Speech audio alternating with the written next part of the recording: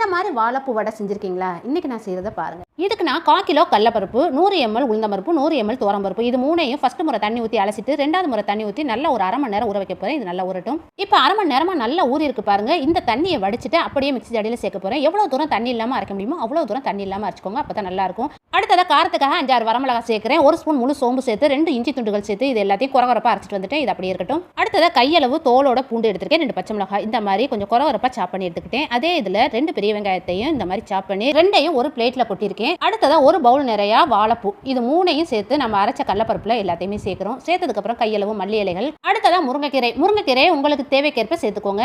அடுத்ததாக பெருங்காயத்தூள், உப்பு, இது எல்லாத்தையும் நல்லா மிக்ஸ் பண்ணிக்கோங்க. நல்லா மிக்ஸ் பண்ணதுக்கப்புறம் நல்ல பெரிய பாலா உருட்டி இருக்கேன். அதை வாழை இலையில கொஞ்சம் தண்ணி தொட்டு நல்லா அகலமாக இந்த மாதிரி தட்டிக்கோங்க. ரொம்ப சூப்பராக வரும். சூடான ஆயிலில் மெதுன்னு பொரிச்சு எடுங்க.